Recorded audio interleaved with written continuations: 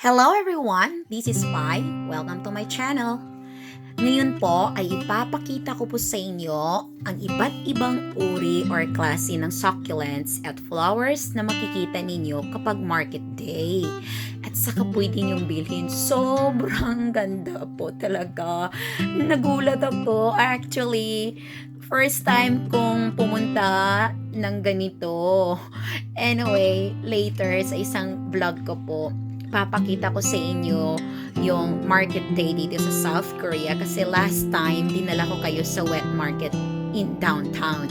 So ngayon naman, malapit to sa bahay namin. Pwede siya walking distance lang po. Ayan, sobrang dami.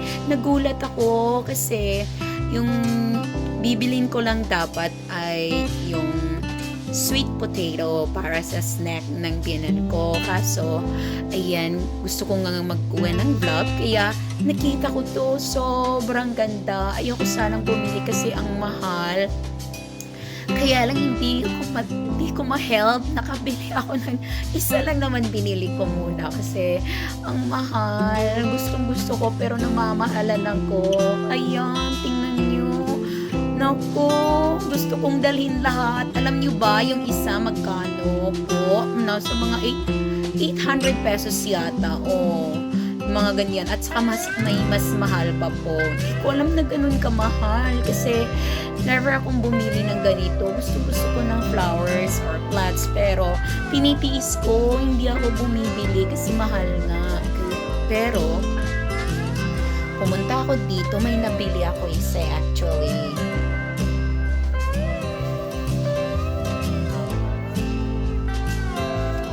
Ayan. Alam niyo ba, sobrang tagal ko nagstay dito. Maliban sa kinukunan ko, nagpaalam naman po ako sa may-ari na kunan ko. Tapos ng video. Hindi ako makapili kasi ang ganda lahat. Gusto kong bilhin lahat. Pero tinitiis ko isa lang yung kinuha ko. Kaya natagalan na ako. Dapat lang, kamote lang po yung bilhin ko. Inadaanan ko to kaya naku, nakakatuwa, nakakawala po ng stress. O, tingnan nyo, iba't ibang klase, ang gaganda, diba po? Baka iba sa inyo dyan, mahilig din po mag-collect. Ang sarap, ang ganda talaga.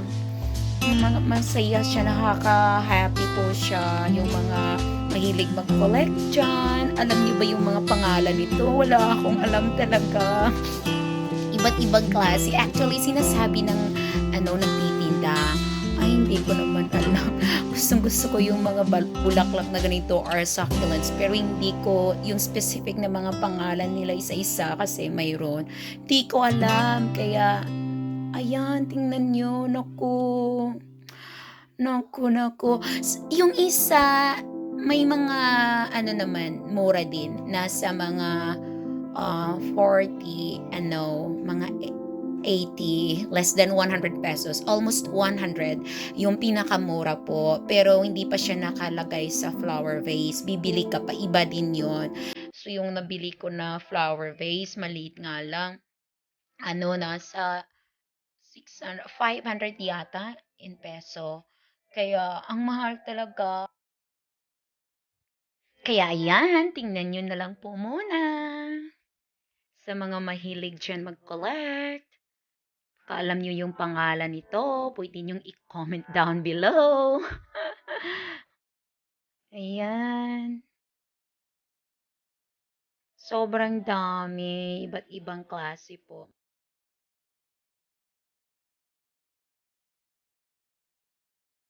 Ayan. Nakakatuwa, di ba po? Sarap tingnan. Ayan, hanggang sa tingin na lang po ako kasi ang mahal. So, ayan, tingnan nyo na lang po muna. Dito muna ako. Tapos, maya-maya, pumunta din ako sa kabila. May mga flowers din. Spring na kasi, kaya, ayan, madami na nagtitinda ng mga iba't ibang klase ng bulaklak. Oh, no. Yun, ang mahal nun. Nasa ₱1,200 yata yung may nagtanong tapos sobrang mahal kaya hindi niya rin binili.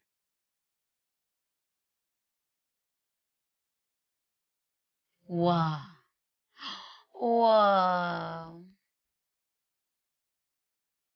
Ayan, ito din iba't ibang klase ng mga bulaklak. Sino sa inyo diyan alam yung mga pangalan nito? Ako hindi ko po kasi alam.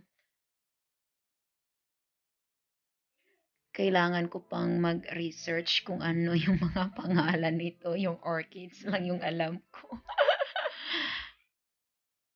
Ayan, ito, yung mga kaibigan ko dyan sa Pinas, oh, madami silang koleksyon na ganyan. Ayan. Wow. Sobrang nakakatuwa talaga.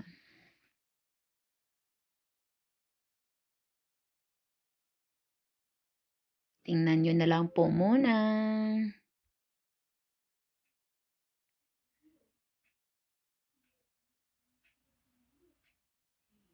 Oh, ito din po, oh, ang ganda. Ayan. Sarap din to pang regalo. Mm. Bibisita kayo sa kaibigan nyo or kapamilya nyo. Lalo na yung mga nanay ninyo or kaibigan ninyo na mahilig mag-collect ng mga flowers. Ganito yung ibigay ninyo. Ayan. Roses.